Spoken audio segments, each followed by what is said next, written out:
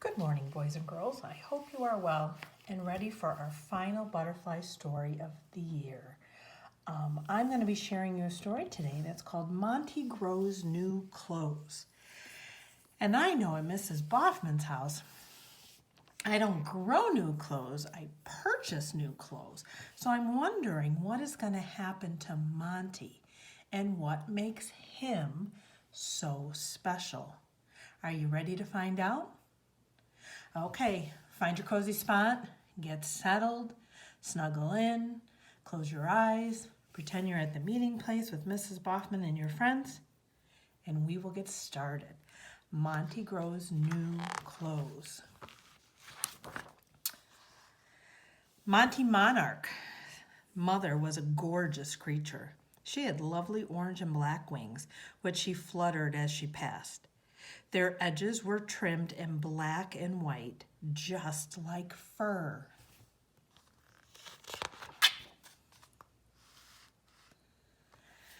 She was such a social butterfly, you would know her anywhere.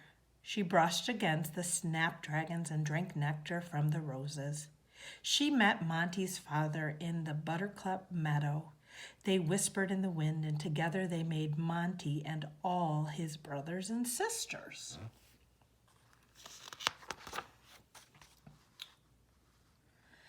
When it was time for Monty to be born, his mother laid him as an egg on a milkweed leaf. Then she darted off again to dip and dive in the sun, leaving Monty to fend for himself. Monty hatched 6 days later. He didn't look at all like his mother. In fact, you could hardly think they were related. He came out of the egg long and stripy golden black, and he was very hungry.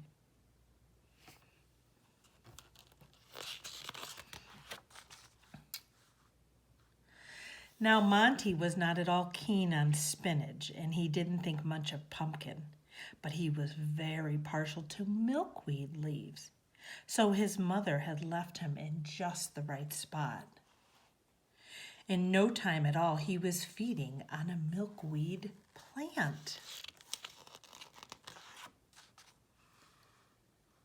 For 2 whole weeks he chomped and swallowed. So large did he grow that he had to change his stripy suit 4 times. Yet he kept on eating the delicious leaves. Do you see how big he's getting? One day, however, he began to get restless. He wiggled up a branch and began to weave a thick thread of silk.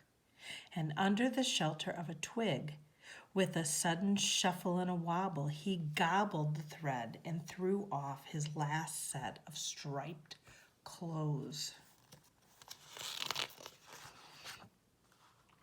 Underneath, there was Monty the chrysalis. Now, handsome, he looked under his blue-green cloak. It was studded with little spots of gold, making him look like a jewel that his mother might wear around her neck. Monty swung in the breeze and sparkled and shone. For 2 weeks, he was hanging about like this, and during that time, Monty was slowly changing under his chrysalis skin. That's what's still happening to our butterflies. They have not emerged just yet. We're waiting. Slowly, Monty's whole color and shape changed. When the 2 weeks had passed, the cloak began to crack, and one light, warm day, a new Monty appeared. He was wet and floppy when he first emerged.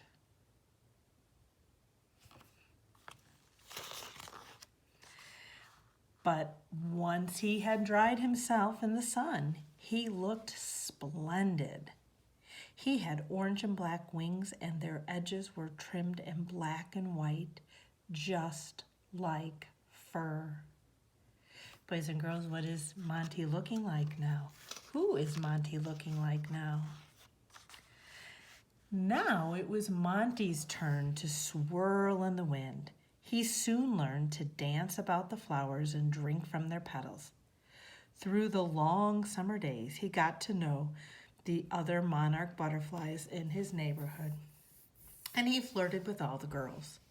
He became such a social butterfly, you would know him anywhere. Boys and girls, what does a social butterfly mean? What does it mean if you're being social? Think about that and turn and tell somebody in your family what you believe that means.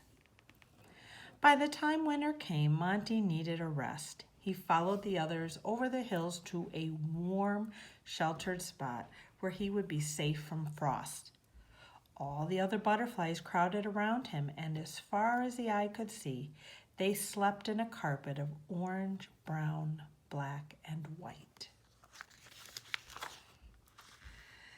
Monty felt happy there. He nestled in his lovely new clothes to wait until he would be able to fly once more in the warm air of spring. The end. I hope you enjoyed the story this morning.